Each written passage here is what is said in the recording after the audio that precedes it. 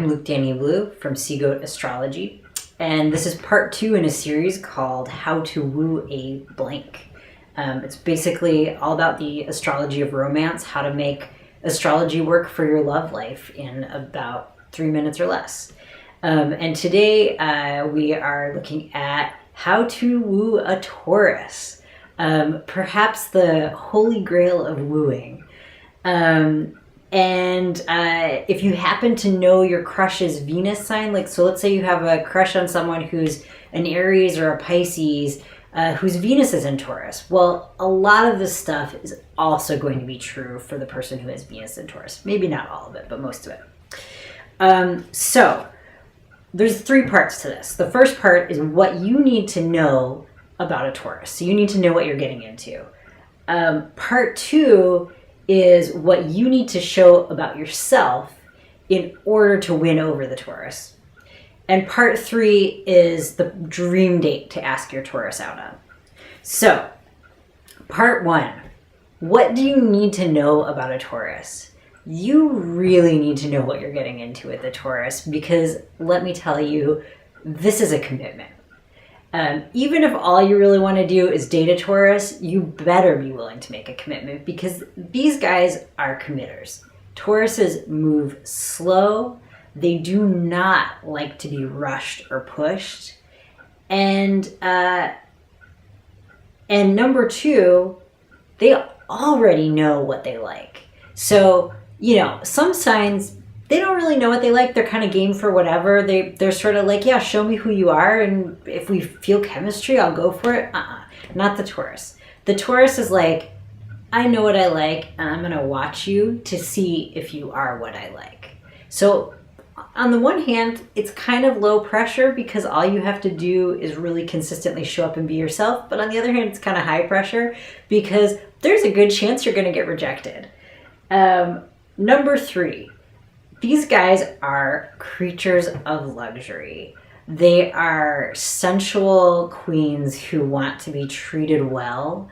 They want the nicer things, and they don't need to be worshipped, but they would like a little bit of admiration. They want you to know that they are worthy of the finer things in life.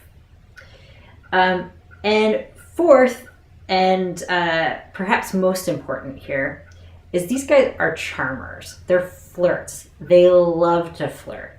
Just because a Taurus is flirting with you does not mean he likes you. I mean, he might like you a little bit, but it's mostly about the flirting. So if you're usually the kind of person where you're like, oh, so-and-so's flirting with me, she's probably interested, I'm just going to go for it.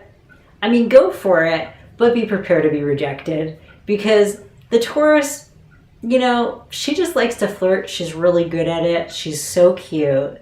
And she just likes that feeling. She likes that kind of sexy feeling that you get just from smiling at a stranger. Okay, so part 2 is what do you need to show the Taurus if you want to win over her heart?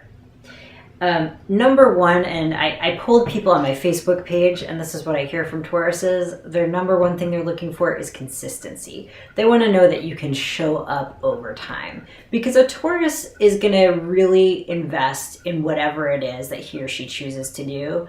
And so if he or she chooses to do you, then she's going to invest in you, and she wants to know it's a worthwhile investment. So that means that it might take you forever to actually get the Taurus to go on a date. And then once you have gone on a date, it might feel like you're back in high school being like, when are we going to get to second base? In general, Tauruses like to hook up. They like to mess around.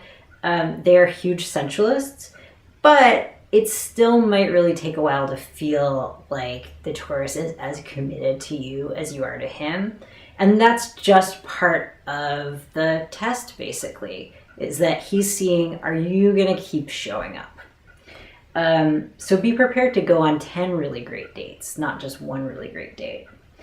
Number 3, you must be unequivocal in your interest. You cannot be kind of like, I don't know, maybe I like you, maybe I don't like you, because the Taurus will be out. She doesn't have time for that. Number 4, you gotta like his friends. I mean, you have to love his friends. If you don't love his friends, you might as well not bother. Taurus's friendship is like way more important for Tauruses than romantic relationship is. And they are so loyal to their friends, and they, this is definitely the bros before hoes crew. Whether we're talking about men or women, doesn't matter.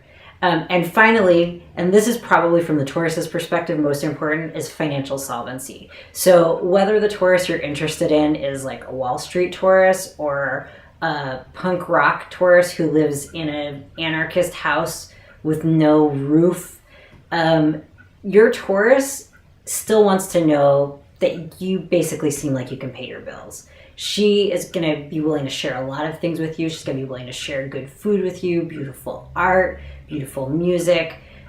She's going to get naked with you. But what she is not going to be okay with is you going through her wallet looking for dollar bills. Part 3, what's the Taurus dream date? This, guys, is really important. You do not want to fuck this up.